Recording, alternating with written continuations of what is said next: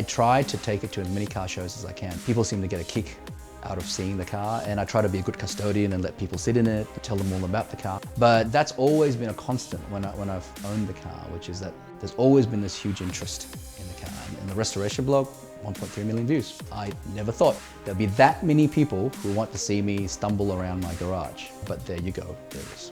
My name is Kevin Sand, and my car is a Nissan Skyline Hakosuka.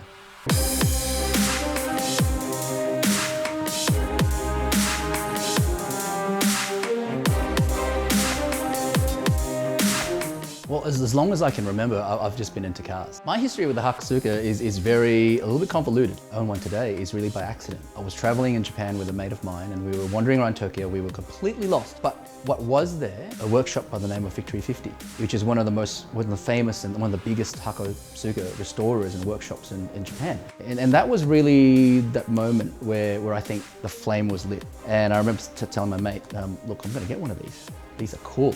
The Skyline model actually didn't begin life as a Nissan. It began life as a Prince. The problem was by the mid-60s, Prince was pretty much broke. Nissan took them over. The first Skyline model under the Nissan nameplate was the C10 or Hakosuka Skyline. In its first year, it tripled the sales record of the Prince Skylines. It was just something that took the market by storm. And if the Skyline story ended there, it would still be a well-regarded car today. The Hakosuka name comes from its nickname that was given to it by Japanese enthusiasts at the time. The first model that came out was a sedan, which is a little bit squarish. The Japanese word for boxy is Hako. And then Skyline, you shorten that to Sky. So it's boxy Skyline, Hako, Sky. The 2000 GT was available in both sedan and coupe, and it had the 6-cylinder, 2-litre engine, independent rear suspension, disc brakes in the front. So it was a really nice package for the late 60s, very high-performing package. But when they wanted to go racing, they needed to really kick it up a notch, and that's when they brought up the 2000 GTR. And it won its first race, lapped the second place Toyota by 2 laps. Came after that was a winning streak that went for almost 3 years. That created this Skyline performance legend. I mean, if the Skyline road car was a very well-regarded car, then the motorsport, the impeccable motorsport record that the racing versions had absolutely cemented it. So the R32 GTR was the first car in a couple of decades that was a badged GTR. And we know that today, as the car that we call Godzilla, it was incredibly successful in the Australian touring car series. But in Japan, it echoed the amazing success of the Hako Skyline in that it had a 3-year winning streak.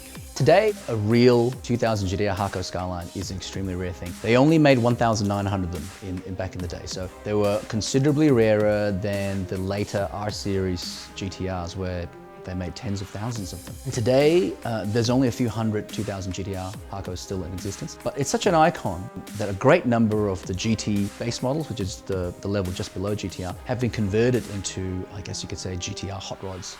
My template for the car was pretty much that, well, what is the car that I would build for myself if I was a wealthy enthusiast living in Japan in the early 70s? So everything would have to be, of the period. So it's not really a GTR replica as such.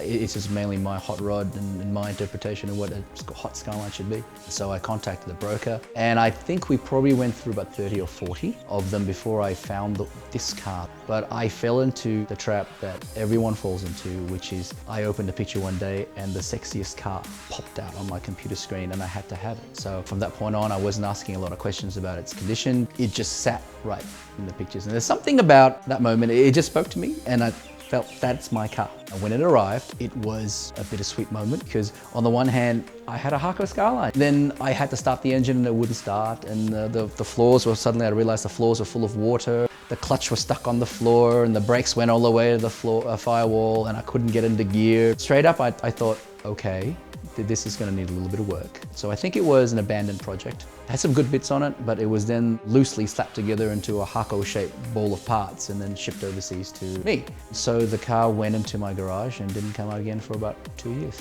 I really didn't have a plan as to how I was going to approach it. By the time I got the car back out of the garage, it was a couple of years after I got it, and I had no idea how it would drive. So that first drive was amazing.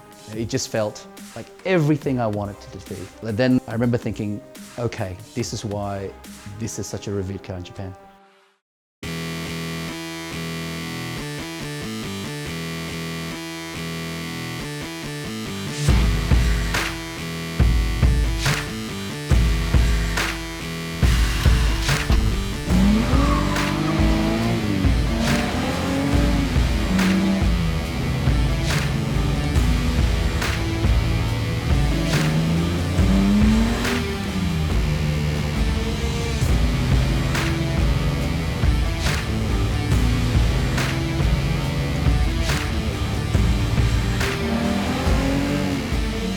Now, my car began life as a 2000 GT. And part of converting it to, I guess, what you call a race car, GTR type look, I've got the race car flares, front and rear. I've also got the rear wing. I've got the front spoiler. So straight away, that gives it the appearance of the GTR race cars from the early 70s period.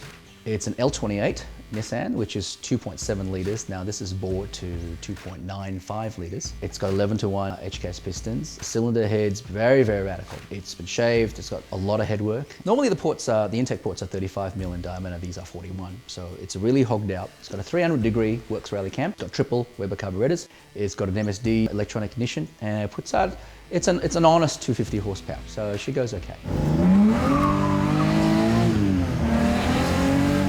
The gearbox was upgraded from a 4-speed to a 280ZX 5-speed. The diff is a Subaru STI 2-way LSD with a 4.4 gear. So it's very, very low geared. It's geared more for drags or winding roads than cruising on the freeway. The suspension is a mix of GAB, rear suspension, which I bought from a Hakosuka specialist in Japan, or rubber sole, and the front are custom coilovers with Koni.